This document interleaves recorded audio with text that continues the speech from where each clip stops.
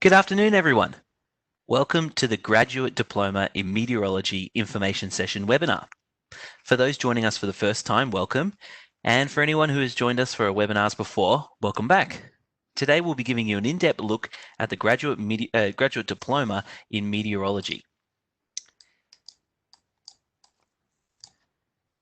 It's going to cover information on what the Bureau does, what roles exist in meteorology, what life in the Bureau is like, and how to apply. My name is Jordan and I'll be your moderator today. I'm joined by Claire, who will be producing today's webinar. Together, we'll make the webinar as interactive as possible. But before we start, may I ask for your attention as we cover off some housekeeping items.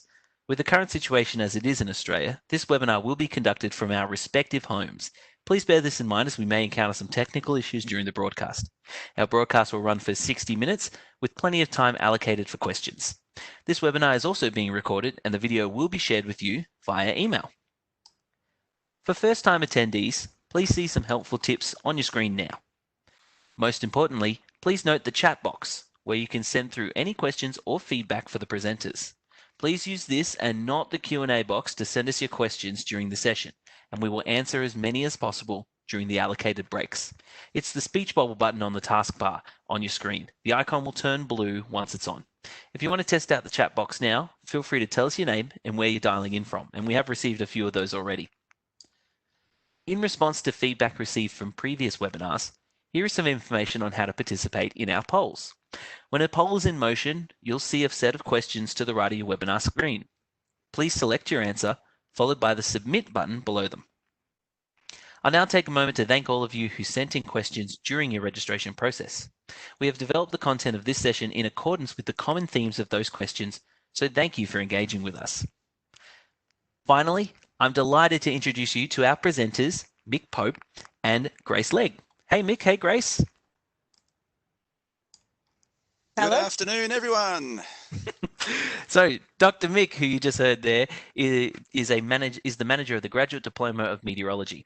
He has been with the Bureau for over 20 years, most of which has been spent in training. Mick has been a forecaster for New South Wales and the Northern Territory. He also has a PhD from Monash University in tropical climate. Grace is a graduate of the meteorology course at the Bureau. After completion, she spent 4 years forecasting in the Darwin office before moving to the Extreme Weather Desk in Melbourne as a senior meteorologist. She supports regional forecasting centres during high-impact weather events, developing new forecast process and procedures, and completing national media requests, including live television, press conferences, radio, and social media videos. And that's why she looks so familiar to everybody. Welcome all. Mick, would you like to tell us what we're going to be hearing about today? Absolutely, I would be delighted as I navigate the technology here. So we're going to begin with a welcome, and I'd like to start with an acknowledgement of country and acknowledge the traditional custodians and owners of the lands on which we meet today. I'm here in my land room in Brunswick West, just north of Naarm, which is now known as Melbourne, the traditional lands of the Wurundjeri people of the Kulin Nation, and I'd like to pay my respects and acknowledge the elders past, present and emerging.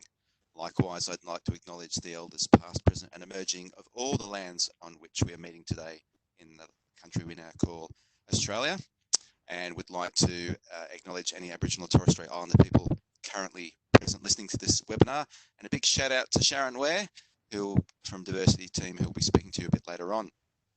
So I'm going to talk a little bit about the Bureau and how to apply for a role, to talk to you about the sorts of things that we're looking for in graduates, and just some insights on the word's just gone right out of my mind. The selection criteria, that's the one. So what it is we're looking for, and to give you maybe some insight into how to write your application. Then Sharon will talk to you about the affirmative measures program that we've got in place, and Grace will give you a day in the life of a weather forecaster or a forecast meteorologist. And there'll be plenty of time along the way to ask questions. So there's a couple of Q&A sessions embedded. Excellent. Thanks, Mick, for giving us that overview. I did say that we are from our home, so there is a bit of technical aspect. Mick, you might need to move the mic a little bit away from your mouth again. We are getting some popping. Before we get stuck in, we'd like to know a little bit more about you with our poll. The question is, where are you calling in from today? A, New South Wales or ACT, B, Queensland, C, Victoria, D, Tasmania, E, the Northern Territory, F, South Australia, G, WA, or H, overseas. So a lot of options there. While you get your answers in, and you should see the poll pop up on the right-hand side of the right-hand side of your screen, we'll answer a few questions. First, Aaron, he would like to know how much programming is involved in a meteorologist's job. Grace, I think you'd be perfect to answer that one. Thanks for that. I have pretty much very limited programming experience and did fine as a meteorologist. So you don't actually need too much programming. That might change a little bit, but it will be supplied on the MET course if you were required it.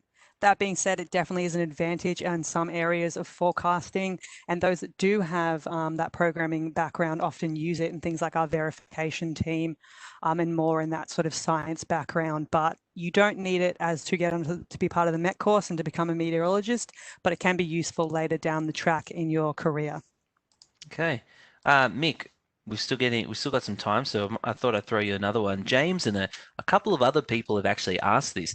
Can you be any age to apply? James, that's an excellent question. The makeup of the Bureau of Meteorology is meant to represent the diversity of Australian society. We cannot be ageist, and we certainly are not. So it doesn't matter what age you are. We've had a number of people join the organisation who might be on their second or their third career.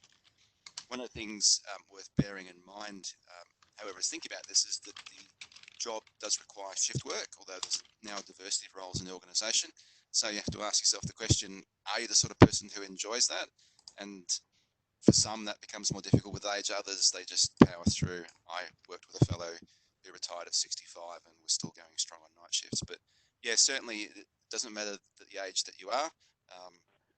We're interested in whether or not you're interested in the role and are able to do it. So age is not a barrier. Excellent. That's great to hear. Now, we did mention before that we're all doing this webinar from our respective homes. That is because of COVID, and a lot of people have questions about that. Grace, Michael would like to know, how has forecasting operations changed with the current pandemic? So obviously we've had to change a little bit about how we do our forecasting. Normally we would all be sitting in our locations around the country. In our offices, that's just not possible at the moment. We do need to maintain our services though. So the way it's worked out is that we do have one forecaster from each section that does work from the office. That is because the offices have they're a lot more robust. We have things like backup power if there was a blackout in the area, which unfortunately my home doesn't have. So we make sure there's at least one forecaster from each section so that if something like a warning is required and there was an issue with power, we have that ability to still send that warning. But we do have a lot of our forecasters currently working from home at the moment. So it's a bit of a mix between the two. We are still a required service though, so we'll continue to maintain as much as we can from the office, but we're just a lot spread out. Normally I'd be sitting with 2 or 3 of my colleagues around me at all times. Now we're a lot more with only 3 or 4 in our large forecasting centre. Okay. Mick, Karen has asked, and this has been a question from a few people about what the situation is if you are from overseas. She'd like to know if it's possible to do the application with a student visa. Unfortunately, it's not, and this is something I'm going to cover a bit later on.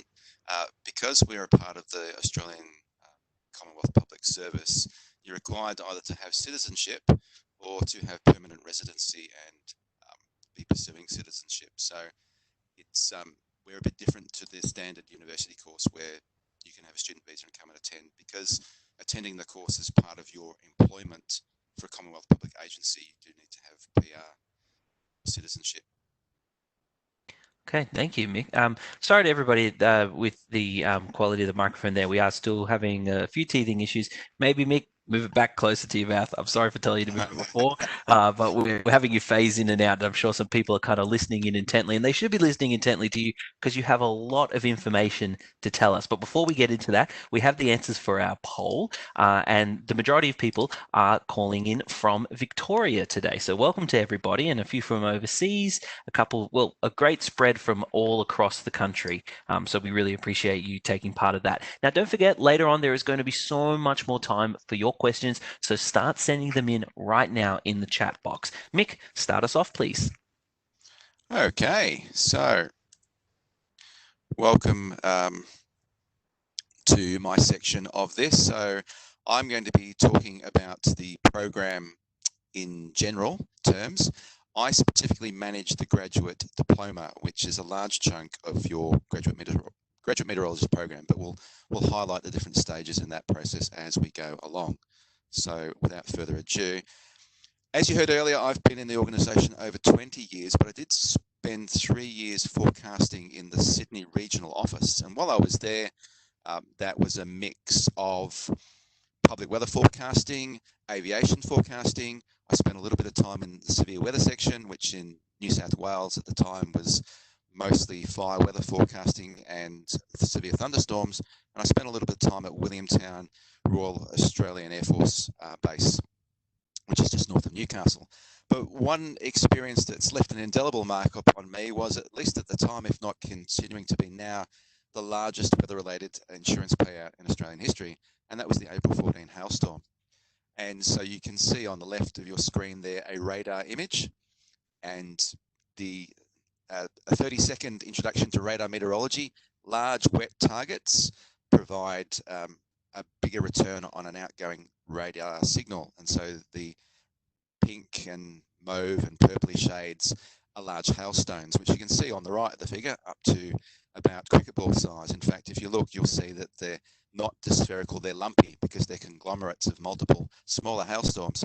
But the thing that it hammered home for me, quite literally, as we heard the hail hit the window of the office, is firstly that the atmosphere is inherently fascinating. That the sorts of weather phenomena that you will encounter throughout a forecasting career, just inherently fascinating. They're mind-blowing. They just engage you. And the organisation tends to attract nuts of various varieties. You're either a thunderstorm nut or a tropical cyclone nut, like I think Grace is. She'll tell you a bit later. I'm certainly on the thunderstorm side of things. But also, while you're busy geeking out as amazing atmospheric phenomena unfold, people's lives and their livelihoods are impacted. So it hammered home for me the need to be competent in my job, the need to understand the meteorological phenomena, my own fascination with what was going on, but also the need to provide a service because we have a great impact in the Australian community. So it was certainly a formative experience. So what about the Bureau then? The Bureau has a threefold vision or approach, and it's to be an organisation of global standing that is highly valued by the community for our pivotal role in enabling a safe, prosperous and secure and healthy Australia. Bureau has been around since Federation, more or less. There's certainly been meteorology in this country before then. But if you speak to anyone, their day-to-day activities rely in one way, shape or form upon the weather and knowing what's going to happen. So whether or not it's flicking on the radio, for those of you who still do that, or looking on the web or looking at an app to get weather information, that information has ultimately come from us. So everybody in the community relies upon us. And so we seek to provide trusted, reliable and responsive weather, water, climate and ocean services for Australia all day, every day. And as I noted earlier in answering a question, that's 24/7. So that requires some degree of shift work to provide services around the clock. Now you're coming into the program, should you be successful, primarily in the area of weather. We do have functions in those other areas. And so we focus on rather impact and value. So what value can we add to the Australian community? Where can we have the highest impact? And that's certainly shaping the way in which we operate, which we aim, of course, towards operational excellence, which is why you spend a significant amount of time training to be a forecast meteorologist, but then the organisation invests in you along the way to maintain that operational excellence by providing you with ongoing training and ensuring that you are competent to perform the role which you are employed to do. Insight and innovation means that we have a research section which is dedicated to making sure our model continues to be fit for purpose, our numerical models that produce the weather output. And the Bureau way means that we have, being part of the Australian Public Services, that we adhere to the APS Code of Conduct and Values. So we highly value the community that we have within the organisation, the atmosphere, if you'll pardon the pun, within the organisation, that everybody is valued for the contributions that they make, that we reflect the diversity of the Australian society that we serve. And so the net result of that is to contribute to a future with 0 lives lost through natural hazards, and that's certainly a big call. You'll remember the summer we've just been through with the fires, We have floods, we have drought, we have tropical cyclones, we have all manner of phenomena. And we aim to provide the best possible information that we can in order to help people make decisions on which lives can be lost. But we also want to contribute in 2022, add $2 billion of added social and economic impact and value to the Australian community by providing the best possible information again, so that people can run businesses efficiently in an economically viable way. Mick, I might just get you to pause there for a second. We're going to take a couple more questions. If you could unplug your headset, see if it works better through the through just the laptop microphone. I do apologize to everyone. We are having a little bit of, or I definitely am having a little bit of trouble understanding you. So, oh, okay. Can you hear me now? That's much better, Mick. Thank you. Oh, there you go. You can continue from there. I'm so sorry to interrupt. I was really riveted. I'm sure everyone else is as well. But yeah, we just had a little bit of crackling with that microphone. So here's plan B. Thanks. Okay, so I'm rolling on. Your career journey. So if you're successful, you become an employee, a full-time permanent employee of the Bureau of Meteorology. You're actually on probation for 18 months. But the end goal is a permanent employment with us. And you start an intensive and fully paid 9-month training course at the Bureau of Meteorology Training Centre, or BMTC as it's fondly known, at Broadmeadows. You can see what you're paid there, $56,630 per annum, plus an additional 15.4% of superannuation. So it's a great way to start straight out of university. We are Australia's only education provider that offers a qualification that meets the World Meteorological Organization's qualification standard for meteorologists. It's called a Basic Instruction Package for Meteorologists, and once you've completed that, you could perform forecasting duties in theory in any country around the world. And it's also an internationally recognised graduate diploma in meteorology. Sorry, that's actually, well, it's internationally, but also nationally. So it's accredited by TEXA, which is the governing body here in Australia. And some people have gone on to do masters and PhDs in meteorology within the organisation on the basis of that. So your first role in the organisation is to learn as much as you can, and I and others will guide you through that process. Okay, so what do you learn in stage one? Well, a whole variety of things, and I'm only going to give you just the briefest taste. So we spend a lot of time teaching you the physics of the atmosphere, and by necessity, if you like, meteorology is spoken in the language of mathematics. So this is why we require you, and I'll talk about this again later, to have physics and applied mathematics to second year level, and not because you solve equations from day to day once you're a forecast meteorologist, but what it does is having that background enables you to build conceptual or mental models of the atmosphere. And you can see that's been summarized in that figure, something called the forecast funnel, where you can analyze the situation day to day, starting on the global scale, like what season is it? Is it an El Nino or a La Nina year? Move down to the synoptic scale, which is the charts that you've probably seen on TV, the plots of pressure or isobars, the isobaric pattern, the synoptic pattern. And then down to the mesoscale and the local scale, to the local scale of fogs and thunderstorms and all sorts of other atmospheric phenomena. So you develop those conceptual models over time, and what that allows you to do is to interpret numerical weather prediction data. And the middle picture there at the top is the basic thunderstorm guidance out of the Access C model, which is a computer model with 1.4 kilometre resolution, which now allows us to resolve individual thunderstorms within it. NWP combined with your conceptual models of the atmosphere allows the production of weather forecasts, and we teach you a whole ability to interpret a whole suite of remotely sensed observations. So on the right hand side there you can see an infrared satellite image. So you're able to monitor the weather in real time using these and radar images and other sets of observations so that you can continually update your weather forecast.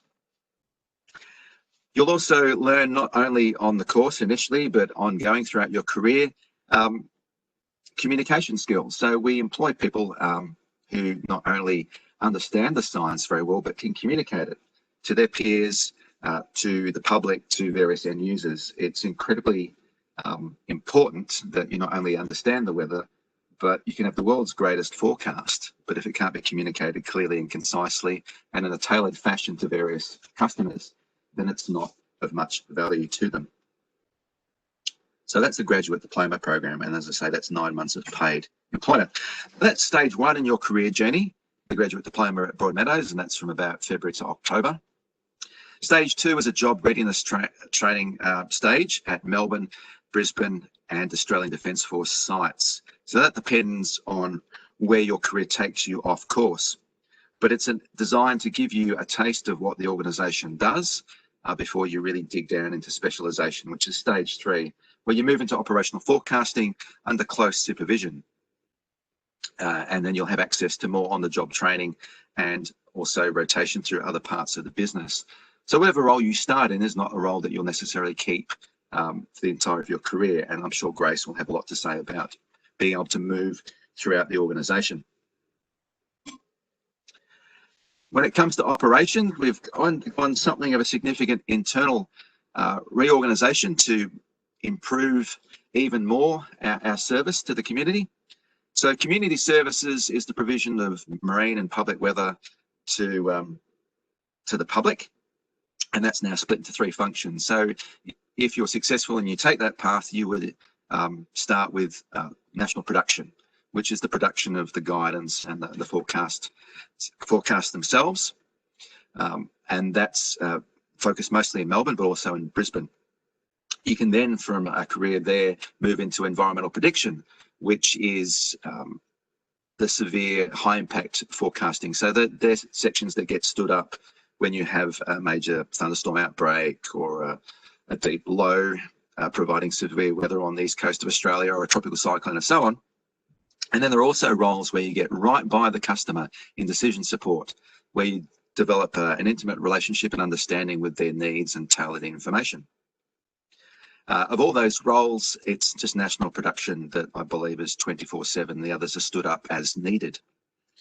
Aviation, obviously at the moment with COVID-19, there are not many flights, but we still have a large contingent of aviation forecasters, and obviously flights still need to occur, and we need forecasts 24/7 for a number of airports around the country.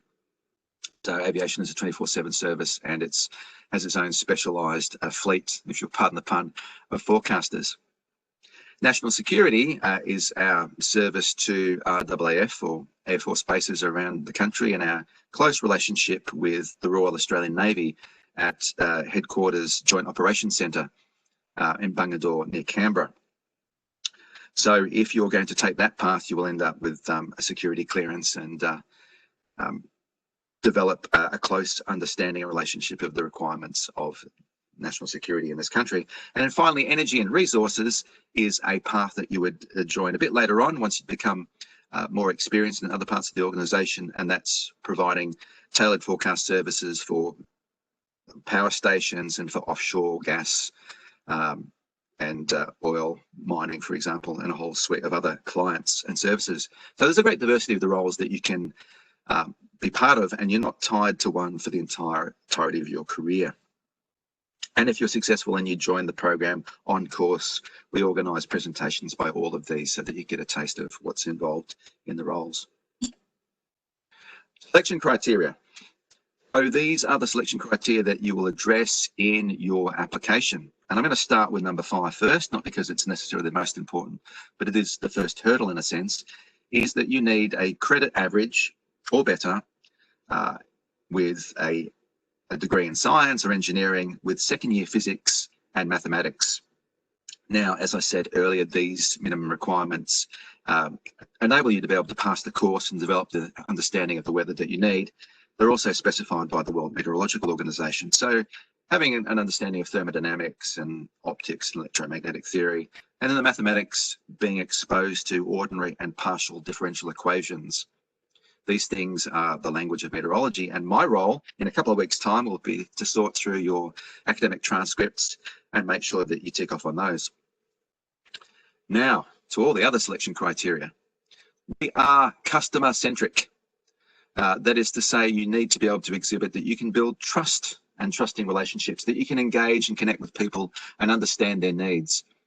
So if you've worked in a McDonald's, or you've had a role in, and the word's just gone right out of my head now, in working in a variety of you hate it when that happens, in a Myer or a David Jones or those sorts of things. You know how to engage with a customer and give them what they need. And they're the sorts of examples that you can illustrate when dealing with the selection criteria.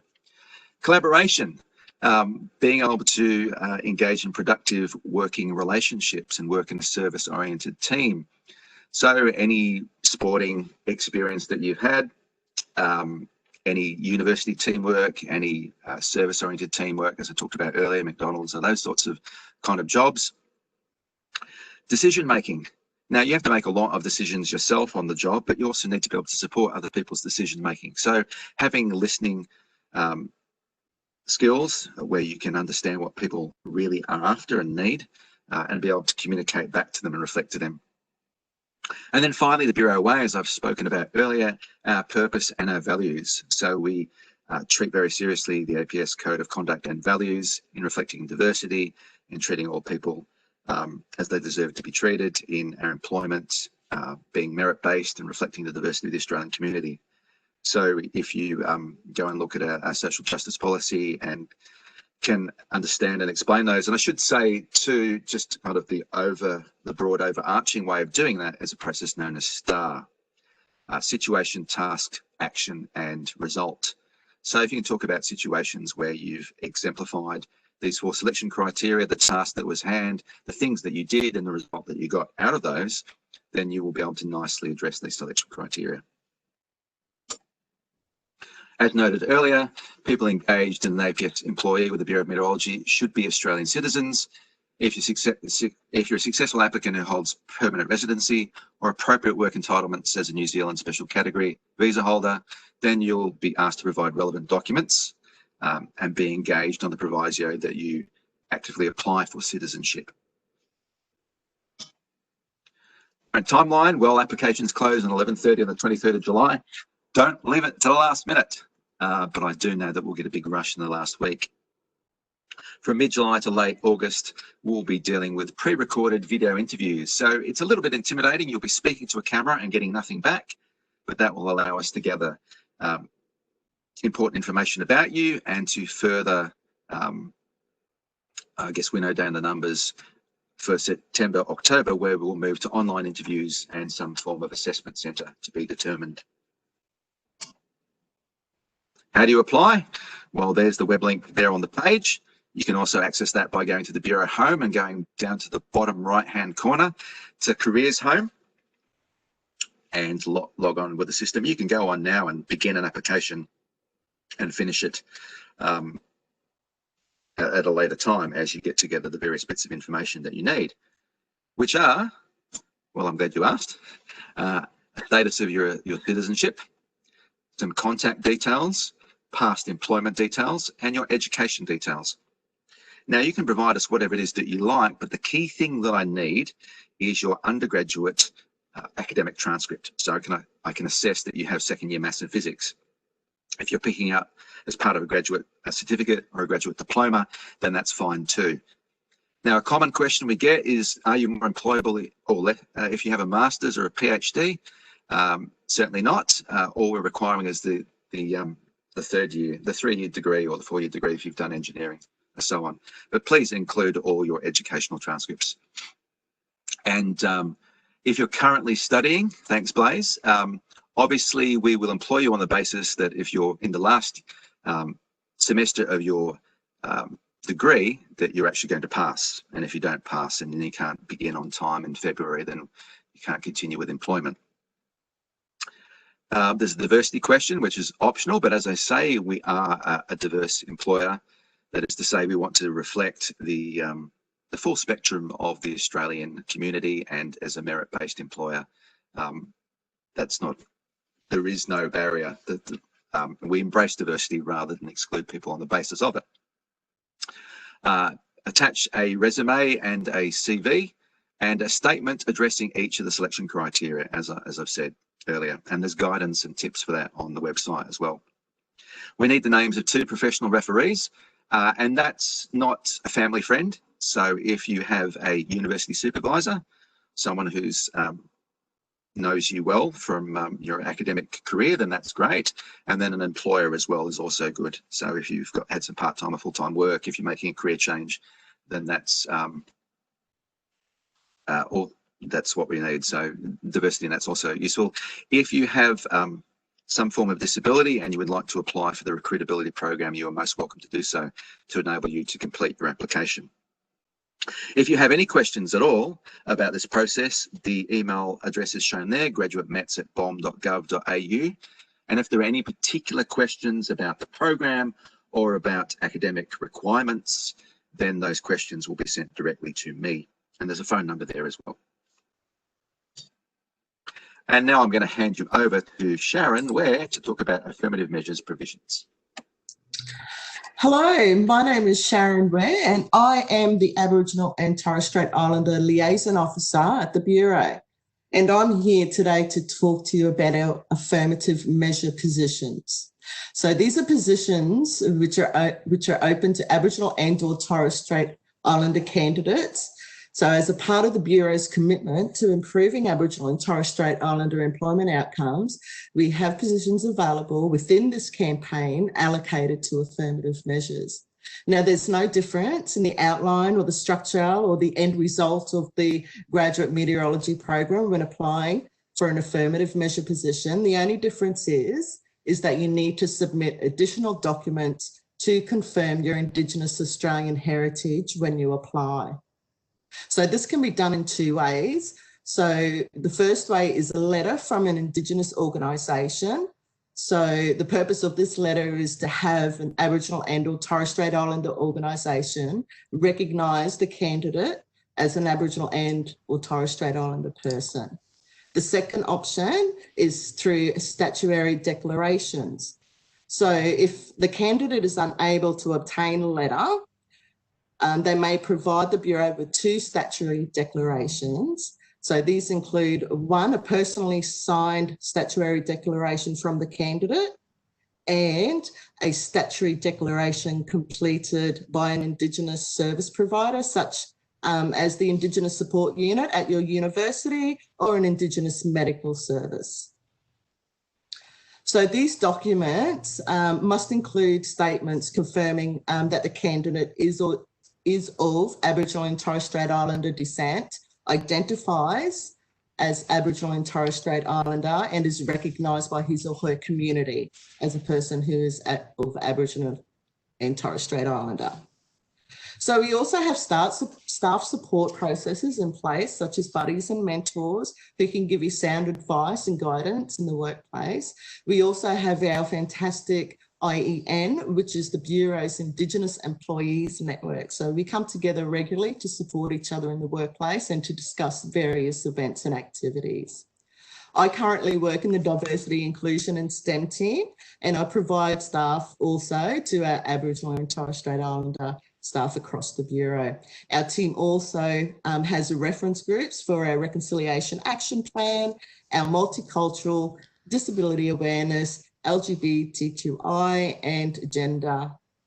All staff across the Bureau are welcome to submit an interest in joining these groups.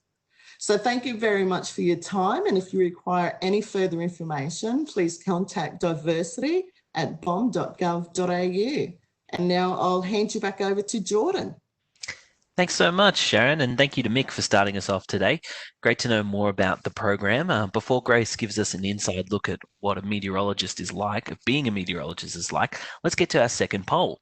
We'd like to know, which level are you up to in your studies? So A, high school, B, university, C, degree, your final year, D, master's final year, or E, you're a lecturer or a teacher. You'll see those options come up on the side. We're receiving a ton of questions at the moment, and we're trying to get through as many as we can. But some of the common themes that we've seen pop up have come from people like Mohammed, who's asked, those of us who are from other states are going to have to move, are they going to have to move to Victoria to undertake Broadmeadows, to be in Broadmeadows for part of the course? Mick, I think you're perfect to answer that. Yes, that's definitely my bailiwick. 100%. You will have to move, and that move will be supported by the organisation. Your airfares will be paid for.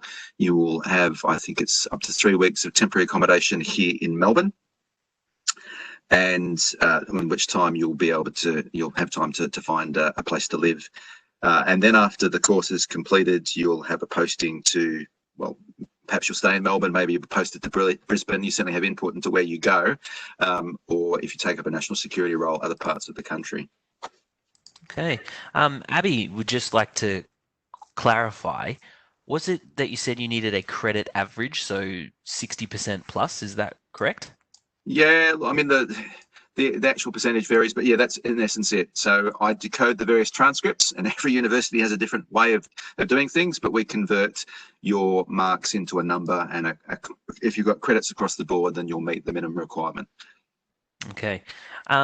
Taylor is asking a question that a lot of people have asked as well. How many positions are going to be available for the program? That's a really great question, and I wish I could tell you. That's still being decided, and that's decided on the basis of operational need, on the number of separations that we have. So people retire, people resign to go on and do other things. And we've also had an internal restructure, which requires staffing. So, you know, with the new sections being stood up. So I couldn't tell you at this point. Yep. Last year we did make 20 odd offers. Okay. Ben, how likely is COVID to affect the training program next year? So, for example, will it be delivered online? Okay, really good question. We're going to be completing this year's graduate diploma online. I guess it's a possibility. I'm not an epidemiologist, and I'm not a politician making those decisions. And, you know, we don't know how things are going to unfold. But we have been conducting our course to date online as a result of the COVID-19. So if that were to continue, we'd certainly be doing that. Our strong preference, of course, is to teach you face-to-face in our Broadmeadows facility. Okay. Tyler would like to know, and I'm sorry, Grace, we're just hammering Mick at the moment because there's a lot of questions that are pertinent to his position. Is there a restriction on how long ago you graduated? Another good question. It would be impossible to say that we don't discriminate on the basis of age if we were to put a time limit currently on the Fresh Initiative degree. We are a graduate program, and I am aware that some graduate programs do that. We currently do not.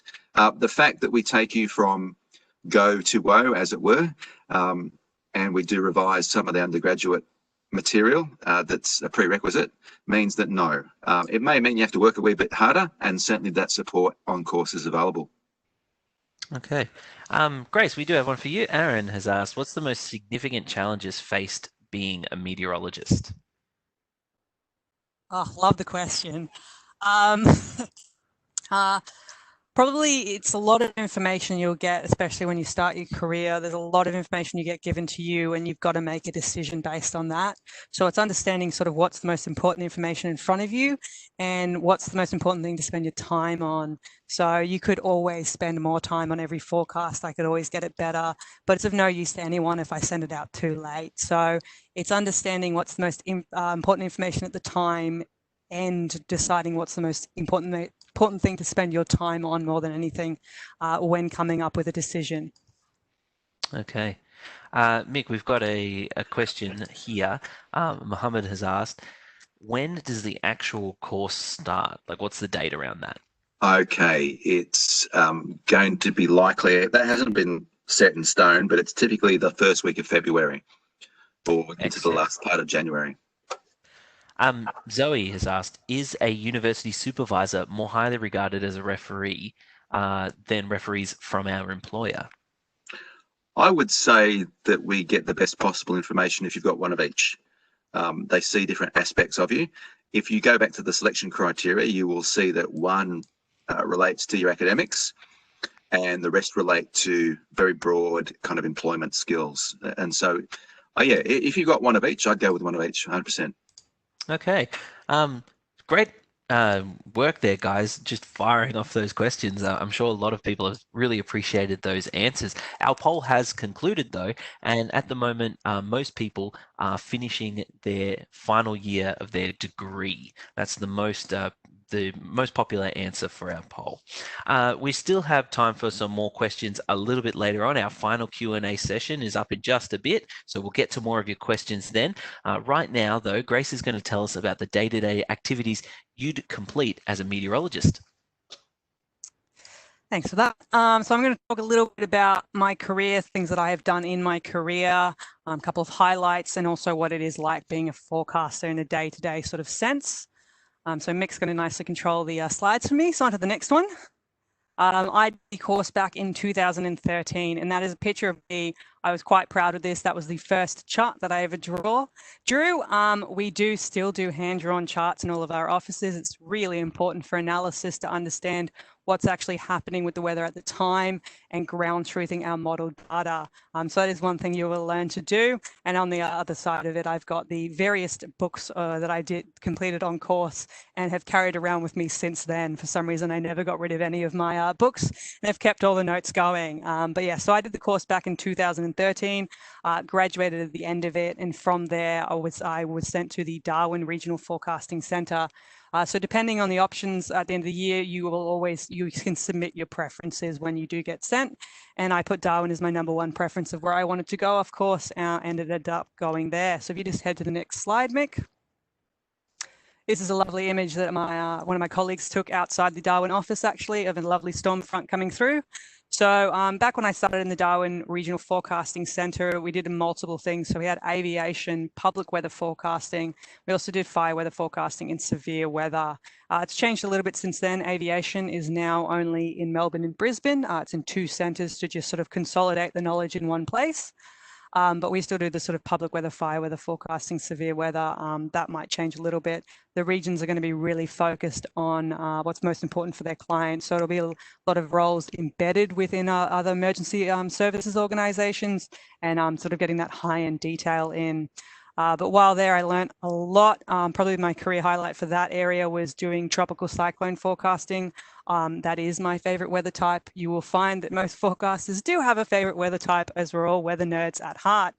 And tropical cyclone is something that really interests me and I continue to work on to this day. But I also do things like severe thunderstorm forecasting and fire weather forecasting for those big events that do happen.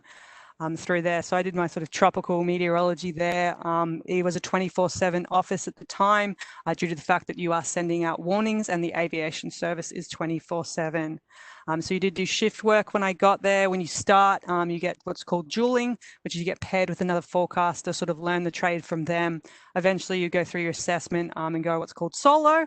And then you are paid at a higher level as well for the job that you do.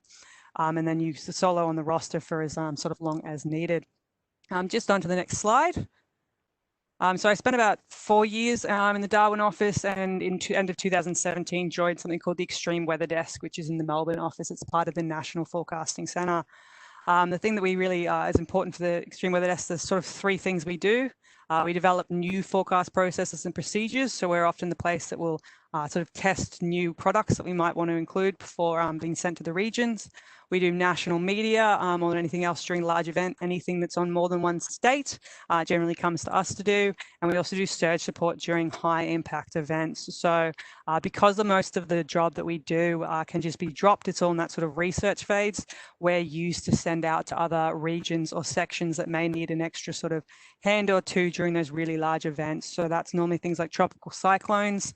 We've been sent there. And of course, bushfires are a really big one. And unfortunately, we were used a lot last season with the bushfires that did happen through the southeast. So just onto the next slide, a little bit about sort of how the office is set up. That is an image of pretty typical setup for your desk there. There is 4 screens. We like as many screens as possible. That's just to show all the data at the time. So you often have things like your model data up, your satellite images, and your radar. So you can get a really broad picture of what's happening. The way we actually have it, we generally have either what's called an operational lead, which sits in the National Production Centre, and the other sections have something that's called a supervising meteorologist, which is your sort of manager level. So they're the ones that sort of make sure you're getting paid, all that sort of thing. On day-to-day through most areas, you have a senior meteorologist, so that will be the person that you'll be sitting under at all times.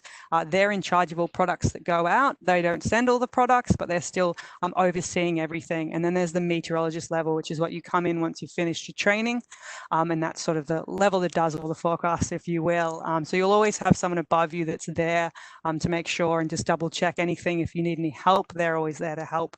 So you don't have to worry that we're just going to throw you on the desk and see what happens. There's always generally someone else there to help you out. So that's just something to note. On to the next slide. In terms of duties, what happens, it really depends which section you end up, which I'll talk about in a little bit, but there are some things that are always the same. At the start of your shift, no matter what that is, if you're in a 24/7 section or you're working in the Monday to Friday sections, which I'll cover in a second as well, the first thing you do when you start your shift is you get a handover, either a handover or familiarization. If you're not in a 24/7, there's probably not someone working overnight, but if there is, they'll be handing over to you what's happened over the night, what the forecast's looking like, things that might be concerning, things that might need to be changed. Otherwise, you're going through it yourself. You're looking at the current observations, the model data, having a feel for what's happening and what might need to go into your forecast. Generally always do some sort of broad scale overview, so get that sort of broad scale picture, if you will, remembering that forecast funnel, and that might include drawing a chart or two to really get a handle on what's happening. Then you go into things looking at the fine scale events. Are we going to have a thunderstorm outbreak, aren't we? And other things that we might look at is verification. So what has the most, how well has the most recent forecasts done? What was my recent forecast? How well did they do? Is there things that I'm seeing that is a bias to my own forecast, so that you can sort of continue to improve yourself? And then of course you get into your day-to-day forecasting. Now there's the aviation sections that sit in Melbourne and Brisbane that do the sort of very detailed forecasts on all parts of aviation. So they do a large one through the lower levels of the atmosphere, then they do a forecast for the high levels, and they also do, of course, a forecast for every individual, basically, airstrip in Australia. So they do that on a day-to-day basis, split the country up depending on the weather, so that they've also got equal experience through there. But then looking at the public weather side, they're sort of split into 3 sections. So if you just go on to the next slide, Mick. There's a sort of public weather, I'm calling it, but it's really what national production will be in charge of, which is the national forecast that goes out in public weather. The grids that I have up here is from the Darwin office. We will be looking at more of a national picture, but I just decided to zoom in a little bit more at the moment. So all of our forecasts in public weather are actually done on a grid basis that you go in and edit yourself. So this is just looking at the fire weather index, which is a public product that goes out, and some of the things that go into that. I put 2 of them the wrong way around. I just realized everything is dew point, temperature, wind speed, and I've got fuel loads, but I've somehow put the labels in the wrong spots. So basically there are 4 things you edit in your grids, and that comes out as your fire danger index for the day. So you actually go in and edit things. You can edit the amount of rainfall we're expecting in the area, the maximum temperature for the day, that sort of thing, all goes in a grid basis. And so national production is really looking at what is the most important thing to edit for the days coming up. So instead of spending your time, editing everything, you really want to focus on what's going to have high impact on our customers and the public as a whole. So that's what's done in national production. As mentioned, it is the 24/7 section. So it is done both during the day and overnight. And they will take into account this sort of national weather watch overnight as well to make sure everything's still on track, that there's not needed for like warnings or anything. Going on to the next one. You're looking a little bit more at media and communications. So we've got a communications section. These are some images from various things we've done in the Extreme Weather Desk. So the top one is we do actually have a studio in the Melbourne office where we do the videos that often you'll see on Facebook, which is the image on the left there, which is myself doing one for Tropical Cyclone Marcus as I was heading towards Darwin. The image at the top there is my colleague Jono, who was doing a presentation practice there, which is why so many people were in the room as we were all watching him doing a great presentation, as he always does. And the bottom one actually is the Forecasting Centre in Melbourne, and my colleague Diana Eadie was actually doing a press conference there as well at the time for a weather event that was whatever's happening. So that's some of the things you can do on national media level, but the communications is a lot more than that. At the local level, it's often the radio, so you'll hear in the morning and the afternoon, and it'll also be briefings to various customers and stakeholders. So it might be briefings to the agriculture section, might be briefings to the emergency services, letting them know what events sort of happening that day. So it's communicating with our sort of key stakeholders through there. And then the last one, of course, we just move into the next one, is looking more at severe weather and warnings. When I joined the Bureau, I wasn't aware that we actually did severe weather warnings. I vaguely knew they existed, but I didn't realize how many we did. So there's a lot of things. So you've got your fire weather warnings, and you also do forecasts for ongoing fires. We do heat wave forecast as well. We do severe thunderstorm forecast that looks at damaging winds, heavy rainfall, large hail, and also tornadoes that might occur with thunderstorms. And then the last one is tropical cyclones. So the way we're breaking up forecasting is we've got the national production that looks at the sort of large scale public weather. We have the sections that look at communication. And then finally, we have what's called our EPs, or environmental prediction centers, which are broken up into severe weather sort of capabilities, so that they can really delve and have that expertise in just one type of weather rather than being a jack of all trades. Both the comms, community engagement, and environmental prediction won't always be shift work. It'll be a lot of the time sort of 9 to 5, Monday to Friday, and then standing up either seasonally for something like during the sort of fire weather season, standing up, doing it, probably on the weekends as well, or during events, they might go 24/7 at times. And just going to finish up on the next couple of slides on some other highlights of things I've done. So these were a few things that are sort of career highlights for me. Last year, I presented at the a workshop that the World Meteorological Organization did in the Solomon Islands, looking at impact forecasting. So I was one of the presenters there with lots of organizations throughout the Pacific Islands, which was pretty amazing. I was involved, obviously, in the bushfires in the last season and did forecasts for Queensland, New South Wales, South Australia, Victoria, and Tasmania during that season. And I also, as mentioned, tropical cyclones really is something that I'm very much love to learn as much as I can about. And so forecasting tropical cyclones has really been a highlight. I've done that for both the Darwin office and the Queensland office. And just the last slide's just something else that's pretty amazing that you can do, which I haven't done. This is my colleague Jackson, who was actually on Met course with me, and he went to Antarctica for the last season. So we do have forecasters that actually do forecasts from Antarctica. So there's some of the images. So they do it from basically the summer and daylight months through there. So it's a pretty amazing experience going down there for so long. And I'll leave it at that, and I'll hand back to Jordan, I believe. Yeah, wow, fantastic. So much insight there. It's almost like a little family album of everything that you've done, Grace. Hope that gives you a lot of information on the course. Now we have a great opportunity for you to ask some questions to our panelists. We're going to get through as many as we can before 5 o'clock. So this one has come in. Well, actually, there has been a few people that have been asking this. Can you explain a little bit more about the second year maths and physics, Mick, that people are required to have? Certainly. When you join the course, there's a number of things that you'll learn how to do. A big component is atmospheric thermodynamics, so the sort of severe thunderstorm forecasting, etc. So you need ideally to have done, well, you need second year thermodynamics, and thermodynamics is typically taught in rigorous detail in physics in second year. If you've got an engineering degree, you'll have covered that in some depth in equivalent fashion to that. We spend a lot of time on what's known as dynamical meteorology, which is why the wind blows and how weather systems develop. And so you need to have done a second year course that covers ordinary and partial differential equations, because the equations that we use use exactly that kind of mathematical technique. So it is a prerequisite, and you can't get around that, unfortunately. Okay. Yeah. Timothy has asked, how likely or often would one of the people who are doing this course be put in front of a camera? Grace, I think that'd be a perfect answer for you. Question for you. We're not going to make everyone do that. Of course, we are aware that it's not for everyone. So it really depends where your career takes you, but it's normally really your choice to head towards that. So in terms of being in front of a camera, obviously that was a part of the extreme weather desk, and we knew that coming in. So if we didn't want to do it, we probably shouldn't have joined. And then regions, it generally goes to the more senior forecasters that are experienced in that and have trained in it as well. So we don't all ask all our forecasters to go in front of the camera, especially not live TV, but we generally ask some in each sort of section to have that knowledge and experience, so they're always trained up in it. Okay. Joanna has asked, is meteorology qualification recognised overseas? We've just seen that Grace went overseas with it, but are there opportunities to work in other countries after graduating?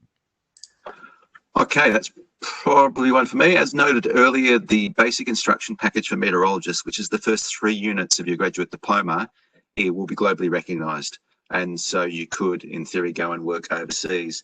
We have had, on occasion, and Grace, you might know some people who've done this, exchange relationships. They don't happen that often, but I do know one person who went over and did fire weather forecasting in Alaska.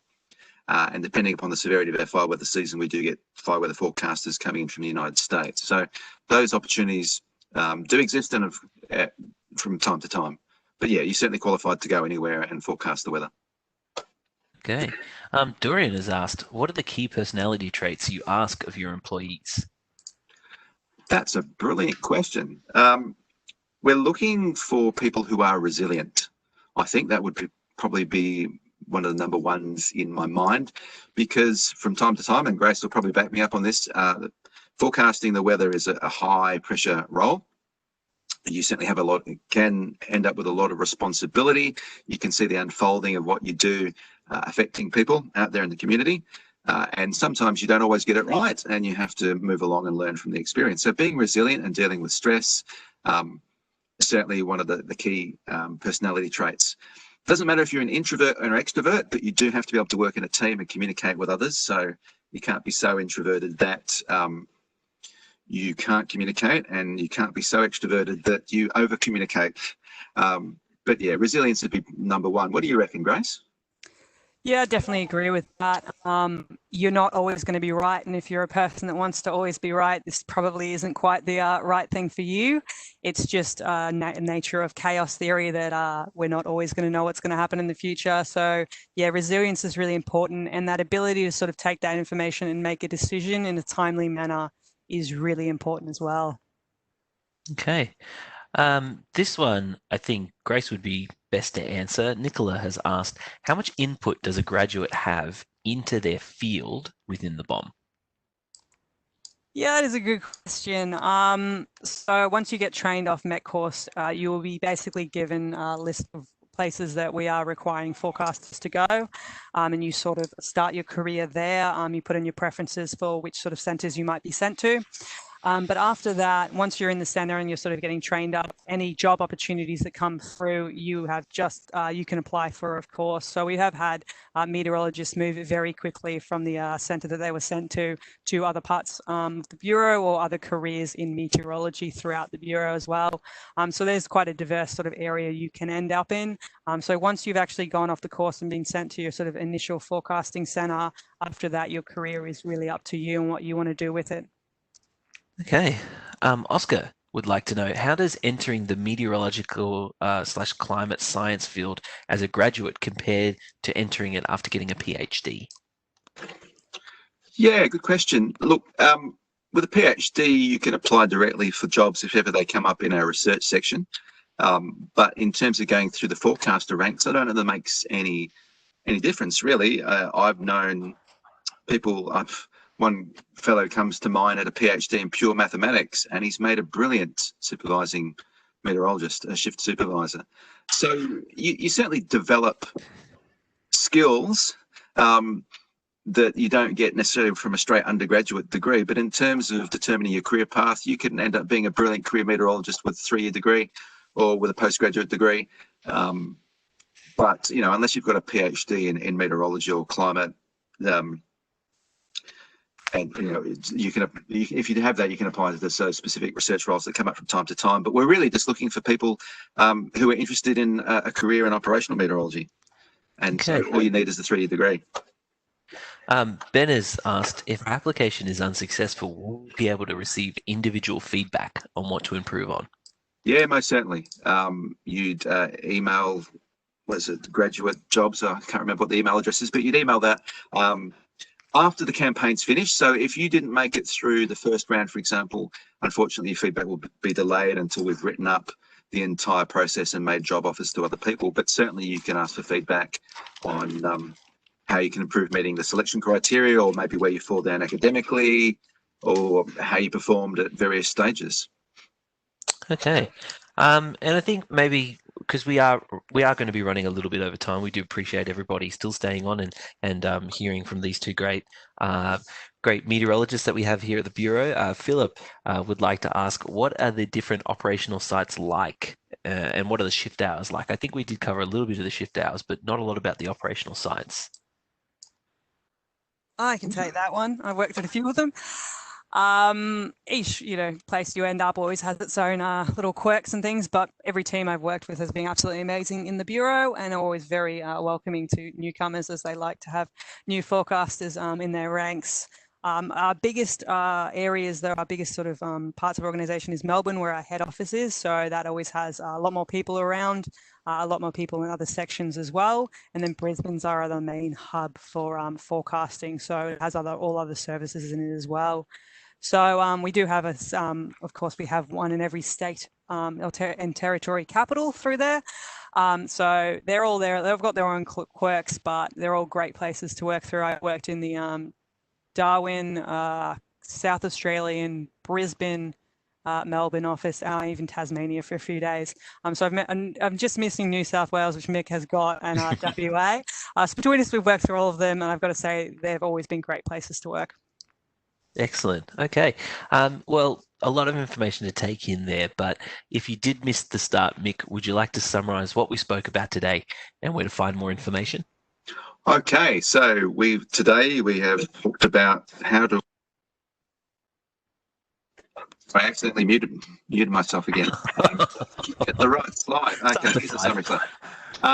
So applications close on the 23rd of July at 11:30, and that's the link that you can go to submit your application. You can start that now and finish right up until the closing time as you gather all your bits and pieces of information. There are multiple positions open for next year. We don't know the precise number yet. You need a minimum of second year university maths and physics, and that can be part of a science or an engineering degree. If you have any further questions on that, there's the email address. It's graduatemets@bom.gov.au, or that phone number there. I talked a little bit about the selection criteria and how to apply. You've heard a fair bit about what the program looks like, the sorts of things that we cover, and what potential career paths are like from both Grace and myself. Moving forward, there will be video interviews, which you will record. And then if you make it through that next stage, there will be online. And I haven't changed that slide. There will be no face-to-face assessment, my bad. It will all be online interview and assessment centre. Excellent. Okay.